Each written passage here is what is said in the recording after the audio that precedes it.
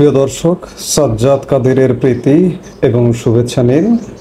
এই মুহূর্তে আপনাদের সামনে কথা বলবো ভারত পাকিস্তান উত্তেজনা। এরই মধ্যে বিভিন্ন বিমান সংস্থাগুলো পাকিস্তানের আকাশসীমা এড়িয়ে চলছে কেন, এই প্রসঙ্গটি নিয়ে আপনাদের সামনে কথা বলবো। আপনারা জানেন যে ভারত এবং পাকিস্তান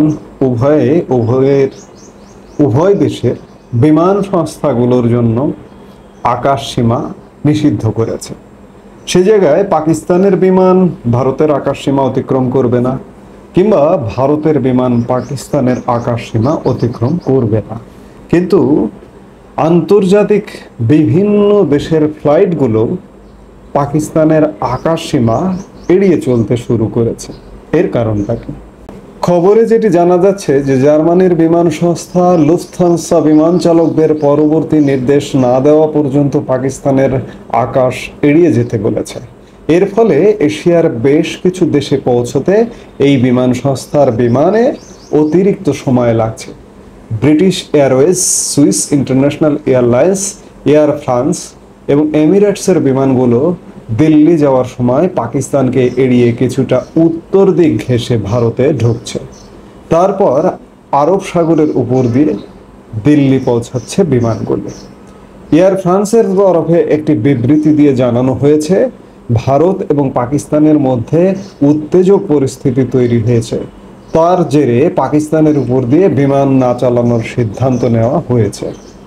ব্রিটিশ এয়ারওয়েজ এই প্রসঙ্গে কিছু না জানালেও মনে করা হচ্ছে একই কারণে পাকিস্তানের আকাশপথকে এড়িয়ে যাচ্ছে তাদের বিমান।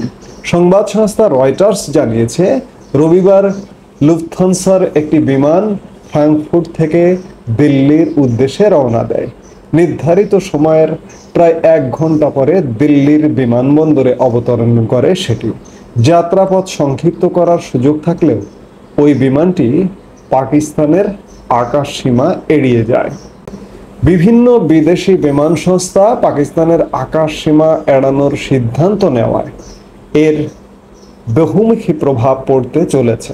বিমানগুলিকে অতিরিক্ত পথ অতিক্রম করতে হওয়ায় জ্বালানি খরচ বাড়ছে, ফলে বিমানের ভাড়া বাড়তে পারে। গন্তব্যে পৌঁছানোর সময়ও বিলম্বিত হতে পারে।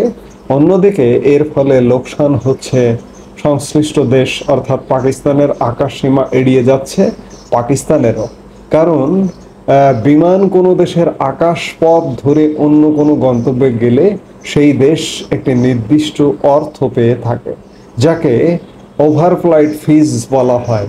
বিমানের ওজন, সেটি সংশ্লিষ্ট দেশের কতটা পথ পাড়ি দিচ্ছে, এগুলির উপর নির্ভর করে অর্থের অঙ্ক নির্ধারিত হয়।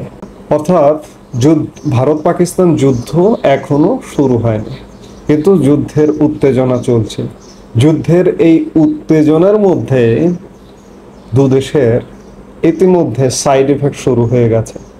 এই যেমন পাকিস্তানের আকাশ সীমা অতিক্রম করত যে বিমান সংস্থাগুলি, এই অতিক্রম করবার বিনিময়ে পাকিস্তান একটা ফি পেত, সেটা থেকে পাকিস্তান বঞ্চিত হচ্ছে।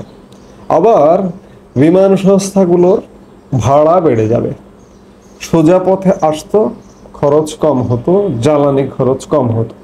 এই যে যেমন ধরুন যে লুফথানসার একটি বিমান ফ্রাঙ্কফুর্ট থেকে রওনা দিয়ে দিল্লিতে আসবে, কিন্তু পাকিস্তানের আকাশ সীমা এড়ানোর কারণে 1 ঘন্টা বিলম্বে এসছে। 1 ঘন্টা মানে বোঝেন কি পরিমাণ জ্বালানি খরচের ব্যাপার। এই জ্বালানি খরচের কারণে বিমান ভাড়া বেড়ে যাবে। অর্থাৎ আমাদের এই অঞ্চলের মানুষের অর্থনৈতিক জীবন বিপন্ন হবে। বিমান ভাড়া বাড়বে, এই অঞ্চলের মানুষের জীবনেই সেটা পড়বে। এরকম নানা রকম সাইড ইফেক্ট ইতিমধ্যে কিন্তু শুরু হয়ে গেছে। শেষ পর্যন্ত ভারত পাকিস্তান যদি যুদ্ধটা চূড়ান্ত রূপ লাভ করে, তাহলে নানা ক্ষেত্রে যে কত রকমের ক্ষতির সম্মুখীন হতে হবে, সেটি যদি আপনি ক্যালকুলেটর ধরে হিসাব করেন, সেটি আপনার চক্ষু চড়ক গাছ হবে। আপনার জীবনযাত্রার ব্যয় থেকে শুরু করে, বিশেষ করে আমি বাংলাদেশের মানুষ হিসেবে অনেক বেশি শঙ্কিত যে ভারত পাকিস্তান যুদ্ধ যেন কোনোভাবে না লাগে। ভারত পাকিস্তান যুদ্ধ লাগলে বাংলাদেশ কিন্তু ভয়ানক সংকটের মধ্যে পড়বে। ভারত পাকিস্তান যুদ্ধটা লাগবে বা লাগবার মতো পরিস্থিতি, আমি জানি না এটি শেষ পর্যন্ত কি হবে, কিন্তু ভারত, বিশেষ করে ভারত এমন এমন কিছু নিয়ন্ত্রণ আরোপ করা শুরু করেছে যা 1999 সালে কারগিল যুদ্ধ কিংবা 2019 সালে ভারত পাকিস্তান সংঘর্ষের মধ্যেও, সহিংসতার মধ্যেও যে কড়াকড়ি বা নিয়ন্ত্রণ আরোপগুলো করা হয়নি। 1971 সালের ভারত পাকিস্তান যুদ্ধ বাংলাদেশকে ইস্যু করে যে কন্ট্রোলগুলো আরোপ করা হয়েছে, ভারত সেই কন্ট্রোলগুলো আরোপ করছে, অর্থাৎ যুদ্ধের দিকেই যাচ্ছে এখন পর্যন্ত। কূটনীতি যদি এই যুদ্ধটাকে না থামিয়ে দেয় তাহলে যুদ্ধ অবশ্যম্ভাবী, এবং ভারতের জনগণ কিন্তু পাকিস্তানকে শায়েস্তা করতে চাইছে। ভারতের জনগণের একটা ব্যাপক সমর্থন আছে যুদ্ধের জন্য, কারণ ভারতের জনগণের পিঠ ঠেকে গেছে, দেখছে ছোট মুখে বড় কথা দীর্ঘদিন ধরে দেখছে পাকিস্তানের উপর ভারতের জনগণ এতটাই সংক্ষুব্ধ। একই সাথে পাকিস্তানের সাথে বাংলাদেশের উপরেও ভারতের জনগণ এতটাই সংক্ষুব্ধ যে পারলে বাংলাদেশকেও সাইজ করে দাও। বিষয়টা কিন্তু এমন দাঁড়িয়েছে। আমি জানি না শেষ পর্যন্ত যুদ্ধটা কি হবে। আমরা যেটি দেখলাম যে বিমান সংস্থা, দুদেশের বিমান সংস্থার উপর নিয়ন্ত্রণ আরোপ করা আছে, কিন্তু বিদেশি বিমান সংস্থায় নিয়ন্ত্রণ আরোপ করা নেই, তবুও পাকিস্তানের আকাশসীমা এড়িয়ে যাচ্ছে। আর নেগেটিভ প্রভাব কি হচ্ছে আপনারা শুনলেন, খানিক আগে আমরা সেটি বললাম। আরও সামনে কি হতে যাচ্ছে সেটি দেখবার জন্য আমাদের আরও হয়তো অপেক্ষা করতে হবে। এই মুহূর্তে এ পর্যন্তই। সবাই ভালো থাকুন, সুস্থ থাকুন। আমাদের ভিডিওগুলো নিয়মিত পেতে সাবস্ক্রাইব করুন Sajjad Kadir and the legends YouTube channel এবং লাইক, কমেন্ট, শেয়ার করে সাথে থাকুন।